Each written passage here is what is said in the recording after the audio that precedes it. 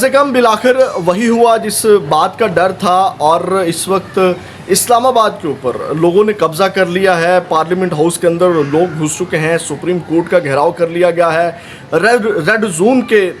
आगे जो रुकावटें लगाई गई थी, रेड जोन के रास्ते बंद कर दिए गए थे मुकम्मल तौर के ऊपर। वो रुकावटें अबूर करके जो है वो लोग रेड जोन में घुस चुके हैं इस वक्त। आखिर ये क्या मामला है, क्यों लोगों ने इस वक्त इस्लामाबाद के अंदर इस्लामाबाद के ऊपर कब्ज़ा कर लिया। तमाम जो मेन अहम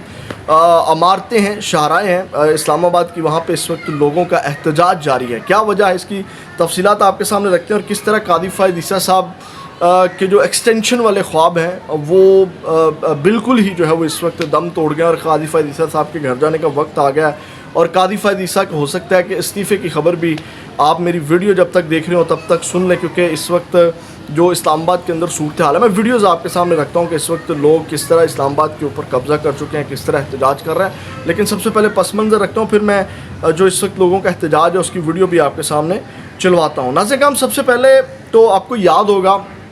एक फ़ैसला आया जिसके ऊपर हमने भी आपको ब्रीफ़ किया और तफसील के साथ एक बड़ी बारीक वारदात डाली गई सुप्रीम कोर्ट के अंदर से, और उसको बड़ा तफसील के साथ बाज़ उलमा इकराम ने भी उसमें गुमराह करने में लोगों को किरदार अदा किया। कादी फ़ायद ईसा की साइड ली, कादी फ़ायद ईसा के जो बाकी मेंबर थे, 3 रुकनी ये बेंच था जिसने एक फ़ैसला सुनाया था। और वो फ़ैसला क्या था, नाज़रीन हम आपको याद होगा कि दिसंबर 2022 को पंजाब के शहर चिनोट के थाना चिनाब नगर में तहफ़्फ़ुज़ ख़त्म नबूवत के फ़ोरम के सेक्रेटरी जनरल मोहम्मद हसन मुआविया की जो है वो मदय्यत में अहमदिया जमात से ताल्लुक़ रखने वाले एक ख़ातून समेत 5 अफराद के ख़िलाफ़ मुकदमा दर्ज किया गया था। और FIR में मुद्दई के मुताबिक 7 मार्च 2019 को मदरसतुल हिफ़्ज़ आयशा अकेडमी की सालाना तकरीब के दौरान मुबैना तौर पर तहरीफ शुदा कुरान यानी कि तोड़ मरोड़ के कुरान मजीद की जो तफसीर है, तफसीर सगीर के नाम से वो तलबा में तकसीम की गई थी। यानी कि कादियानी अपनी जो तफसीर अपनी तबलीग कर रहे थे कि अकेडमी के अंदर वो उसको किताबचा बोलते हैं या जो भी एक उसको खलासा बोलते हैं, जिसको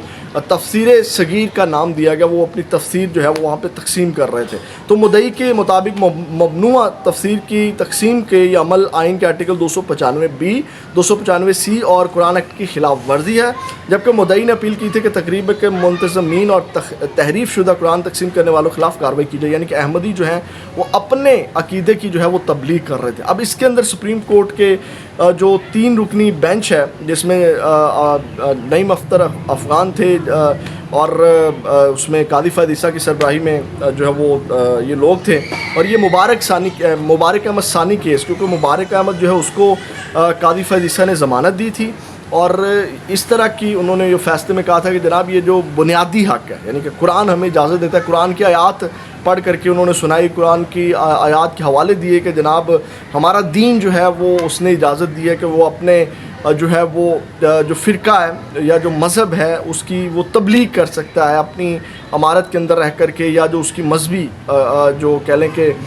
जैसे हमारी मसाजिद होती है मजहबी एक क्या कह लेंगे उसको, जो भी उनका एक दीनी मदरसा होता है या जैसे चर्च होता है, इस तरह की जो भी उनकी दीनी गाह है उसमें वो अपनी तबलीग कर सकते हैं। तो इस तरह उन्होंने वो फ़ैसला दिया और मुबारक अहमद सानी को उसमें ज़मानत दी कि जनाब ये तमाम बेबुनियाद चीज़ें थी। और उसके बाद जो बड़ा सख्त रद्दमल आया था और कादियानियों को ये एक बड़ी बारीक वारदात के ज़रिए कादियानियों की हमायत की गई, कादियानियों को खुली छुट्टी दी गई। हालांकि कादियानियों के ऊपर पाकिस्तानी कवानीन के मुताबिक एक तो वो काफिर हैं, वो मुसलमान नहीं, दूसरा ना तो वो अपनी मस्जिद बना सकते हैं, ना वो तबलीग कर सकते हैं, उनको किसी इस तरह की एक्टिविटी की जो इजाज़त है वो हमारे आइन ने नहीं दी। लेकिन कादी फ़ायद ईसा ने जो है वो इसमें वारदात डाली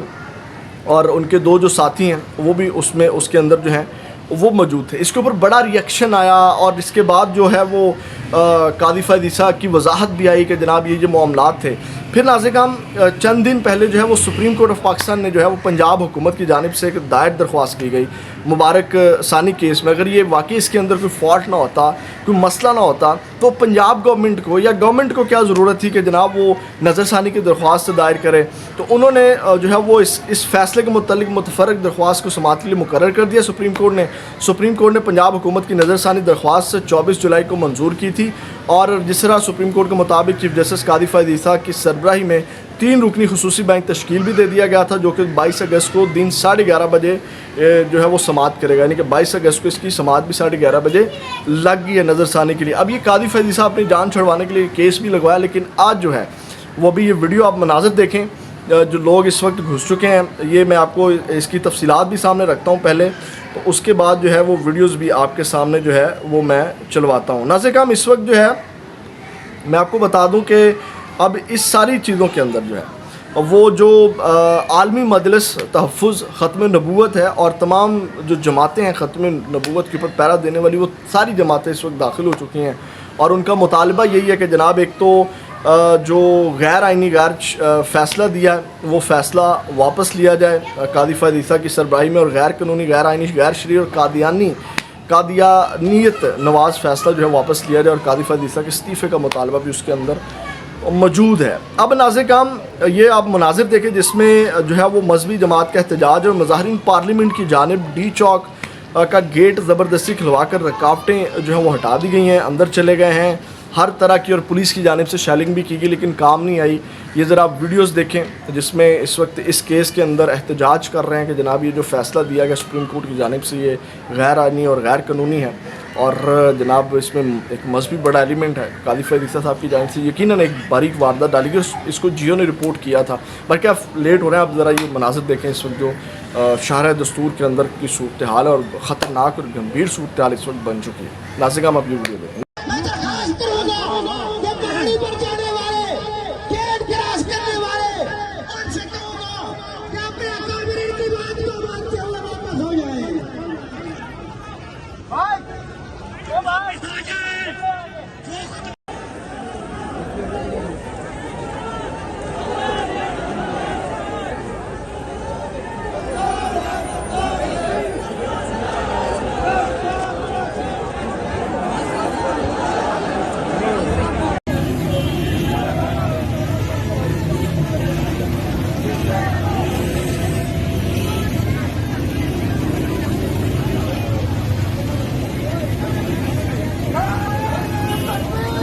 नाज़रीन, आपने ये क्लिप्स देखे जो इस वक्त सूरत हाल है, और ये एहतजाज जो है ये बहुत शिद्दत इख्तियार कर सकता है,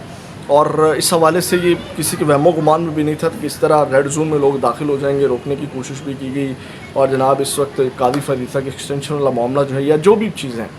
देखें लोगों को आप रोक नहीं सकते, लोगों को आप ये आपकी गलत फहमी है कि हम जो कुछ भी करते रहेंगे। आप अंदाज़ा लगाएं कि अभी हाल ही में जमात इस्लामी ने धरना दिया, या पहले जो PDM की जमातें हैं, या मौलाना फजल रहमान साहब का मेन रोल है इसके अंदर इस एहतजाज में, तो आपको पता है कि वो दुनियावी एहतजाज इतने बड़े लेवल के ऊपर करते हैं, तो ये तो फिर दीनी मामला है, इसके ऊपर तो वो डेफिनेटली एहतजाज करेंगे। तो ये नाज़रीन, अपडेट्स इस हवाले से जो मज़ीद अपडेट्स होंगी वो भी आपके सामने रखेंगे। इसके लिए ज़रूरी है कि चैनल को ज़्यादा से ज़्यादा सब्सक्राइब करें, सपोर्ट करें,